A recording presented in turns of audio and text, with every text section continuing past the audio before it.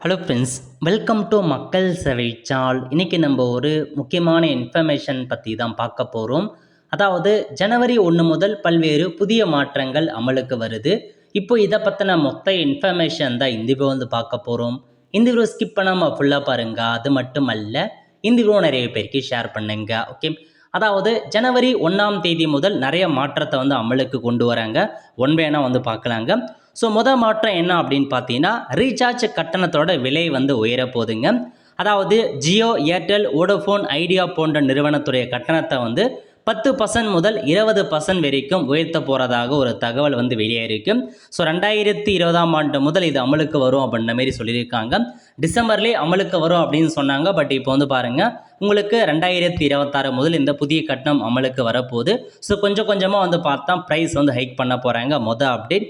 ரெண்டாவது அப்டேட் என்ன அப்படின்னு பார்த்தீங்கன்னா, 2025 ரிசர்வ் வங்கி ரெஃபோ விகிதத்தை வந்து பார்த்தா 5.25% வந்து குறைச்சாங்க. அதனைத் தொடர்ந்து 2026 தொடக்கத்தில் நிறைய பேங்க் வந்து பார்த்தீங்கன்னா அவங்களுடைய இஎம்ஐயை வந்து பார்த்தா குறைக்க போகிறாங்க. வட்டிக்கான கட்டணத்தை வந்து குறைப்பாங்க. அதனால் எல்லாருக்குமே வந்து பார்த்தா வட்டி விகிதத்தில் நிறைய மாற்றங்கள் இருக்க போகுது. ஏன்னா இப்போ தான் வந்து ரெஃபோ வட்டி விகிதம் குறைச்சாங்க. அந்த குறைச்சதுக்கான வட்டி விகிதத்தோட எஃபெக்ட் இந்த வருஷம் இருக்கும் அப்படின்ற மாதிரி உங்களுக்கு வந்து மென்ஷன் பண்ணியிருக்காங்க. அதுக்கப்புறம் என்ன அப்படின்னா, சமூக ஊடக கட்டுப்பாடு. அதாவது 16 வயதுக்குட்பட்ட குழந்தைகள் சமூக ஊடகங்களை பயன்படுத்துவதில் புதிய கட்டுப்பாடு வந்து பார்த்தா வரப்போகுதுங்க. ஸோ இந்த அதாவது 2026 முதல் நடைமுறைக்கு வரப்போகுது. ஸோ நீங்கள் ஏதாச்சும் சோஷியல் மீடியா யூஸ் பண்ணுறீங்க அப்படின்னா உங்கள் பேரண்ட்ஸோட அனுமதியோடு தான் யூஸ் பண்ணணும் அப்படின்ற மாதிரி ஒரு புதிய நடைமுறையை வந்து பார்த்தா கொண்டு வர போகிறாங்க. அதுக்கான அப்டேட் கொடுத்துருக்காங்க. அதுக்கப்புறம் எவ்ரி மந்த்து 1ஆம் தேதி ஆச்சு அப்படின்னா சிலிண்டர் விலையில் மாற்றங்கள் வரும். அந்த வகையில் இப்போ ஜனவரி 1 இயர் ஸ்டார்டிங் அப்படின்றதால கண்டிப்பாக வந்து ஸோ சிலிண்டர் விலை குறைவதற்கான வாய்ப்புகள் இருக்குது அப்படின்ற மாதிரி சொல்லியிருக்காங்க. பட் நம்ம வெயிட் பண்ணி தான் பார்க்கலாங்க. அது மட்டும் இல்லாமல் வீட்டு மற்றும் வணிக எல்பிஜி சிலிண்டர்கள் மற்றும் விமான டர்பைன் எரிபொருள் ஆகியவற்றின் விலைகளில் மாற்றம் ஏற்பட உள்ளது அப்படின்றதையும் சொல்லியிருக்காங்க. ஸோ நாளைக்கு நமக்கு தெரிஞ்சிடும் ஜனவரி 1ஆம் தேதி. ஸோ குறையுதா அதிகரிக்குதா அப்படின்றத நம்ம வந்து தெரிஞ்சுக்கலாங்க. வீட்டு உபயோக சிலிண்டரில் கிட்டத்தட்ட 1 இயராக எந்த மாற்றமும் இல்லாமல் அதே வந்து பார்த்தா போயிட்டுருக்கு. கமர்ஷியலில் மட்டும் அடிக்கடி ஏறுது குறையுது அந்த மாதிரி 2025 ஃபுல்லாக இருந்துச்சு. 2026 எப்படி இருக்குன்னு தெரிய வரல, வெயிட் பண்ணி பார்க்கலாம். அதுக்கப்புறம் வந்து பாருங்கள், உங்களுக்கு புதிய இணை கடன் விதிகளை வந்து கொண்டு வராங்க. ஜனவரி 1, 2020 முதல் அமலுக்கு வரும். இந்திய ரிசர்வ் வங்கியின் புதுப்பிக்கப்பட்ட இணை கடன் கட்டமைப்பின்படி நியாயமான இடர் பகிர்வை, அதாவது ஃபேர் ரிஸ்கிங் ஷேரிங் உறுதி செய்வதற்காக ஒவ்வொரு கடன் வழங்குனரும் கடனில் குறைந்தது 10% தங்கள் சொந்த கணக்கில் வைத்திருக்க வேண்டும் அப்படின்றத மென்ஷன் பண்ணியிருக்காங்க. அதுக்கப்புறம் ஸோ விவசாயிகளுக்கு வந்து பார்த்தா முக்கிய அறிவிப்பு கொடுத்துருக்காங்க. அதாவது ஜனவரி 1ஆம் தேதி முதல் நீங்கள் பிஎம் கிசான் அப்ளை பண்ணுறதா இருந்தாலும் சரி, ஒரு பயிர் காப்பீடு அப்ளை பண்ணுறதா இருந்தாலும் சரி, கண்டிப்பாக உங்களுக்கு அக்ரி ஸ்டாக் இருக்க பாருங்கள். அந்த ஐடி வந்து அவசியம். விவசாயிகளுக்குன்னு தனி ஐடியா மத்திய அரசு கொண்டு வந்திருந்தாங்க. நிறைய பேர் அப்ளை பண்ணியிருப்பீங்க, நிறைய பேர் அப்ளை பண்ணாமல் இருக்கீங்க. அப்ளை பண்ணாதவங்க நியரஸ்டாக இருக்க சிசியில் போயிட்டு அப்ளை பண்ணுங்க. இனி விவசாயிகள் எல்லா சலுகையிலுமே பெறுவதற்கு கண்டிப்பாக அந்த அக்ரி ஸ்டாக் விவசாயியோட ஐடி அவசியமானது. உங்கள் நிலங்களுக்கு அந்த ஐடியை வந்து வாங்கி வச்சுக்கோங்க. அதுக்கப்புறம் வந்து பாருங்கள், உங்களுக்கு கிரெடிட் கார்டு இருக்குது பாருங்கள், கிரெடிட் ஸ்கோர் அதில் அப்டேட் பண்ணியிருக்காங்க. தற்போது வந்து 15 நாள் சுழற்சிக்கு பதிலாக கிரெடிட் புரோக்கர் இப்போது ஒவ்வொரு வாரமும் வாடிக்கையாளர் தரவை புதுப்பிக்கும். இதன் பொருள் கடன் திருப்பி செலுத்துதல் அல்லது தவணை தவறுகள் உங்கள் கிரெடிட் ஸ்கோரில் மிக வேகமாக பிரதிபலிக்கும் அப்படின்னு சொல்லியிருக்காங்க. அதாவது நம்ம சிபில் ஸ்கோர் சொல்லுவாங்க, கிரெடிட் ஸ்கோர்னு சொல்லுவாங்க. அது இதுக்கு முன்னாடி வரைக்கும் 15 நாள் இருந்துச்சு. இப்போ வந்து வீக்லி ஒன்ஸ் அப்டேட் பண்ணுறோம் அப்படின்ற மாரி உங்களுக்கு சொல்லியிருக்காங்க. அதனால் நீங்கள் என்ன பண்ணாலும் உடனே அதில் அஃபெக்ட் ஆகும் அப்படின்னு சொல்லியிருக்காங்க. நீங்கள் வந்து சீக்கிரமாக இஎம்ஐ கட்டினீங்க அப்படின்னா உங்களுக்கு சிபில் ஸ்கோர் அதிகரிக்கும்.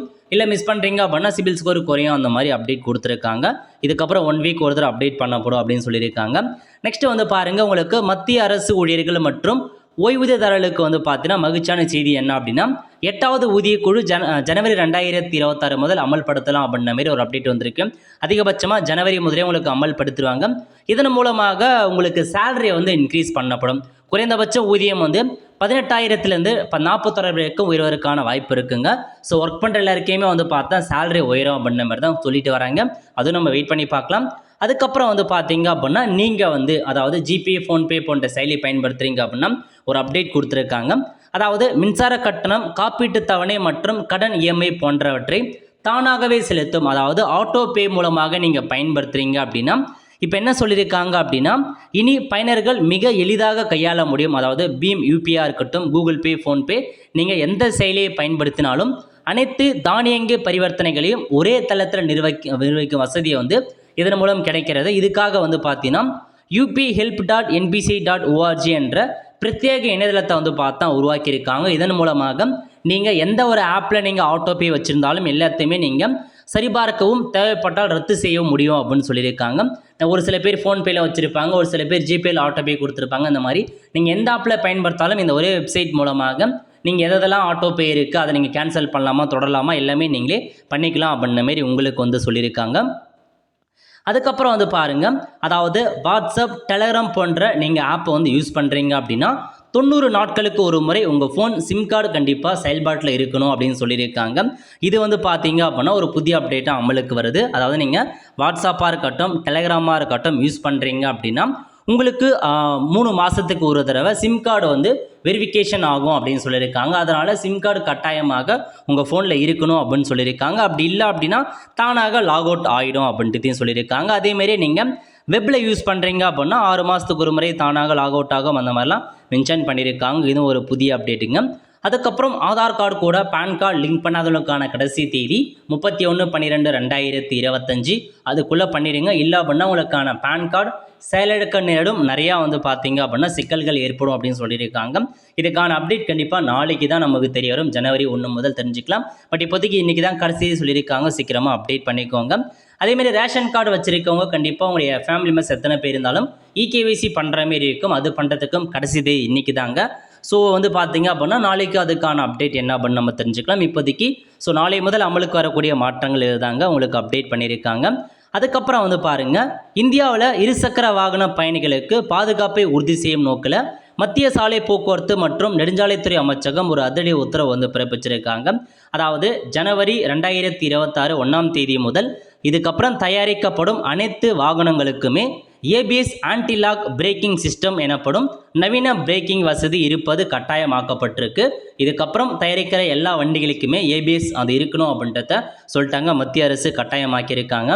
அதேமாரி வந்து பார்த்தா தமிழகத்தை பொறுத்த வரைக்கும் எஸ்ஆர் ஸ்பெஷல் இன்டென்சிவ் ரிவிஷன் போயிட்டுருக்கு. ஸோ நிறைய பேருக்கு வந்து பார்த்தீங்கன்னா உங்களுக்கு வரைவாக்காளர் பட்டியலில் பெயர் வந்திருக்கும். ஒரு சில பேர் வந்து அந்த எனிமரேஷன் ஃபார்மை சரியாக ஃபில் பண்ணி கொடுக்க நோட்டீஸ் அனுப்புகிறாங்க.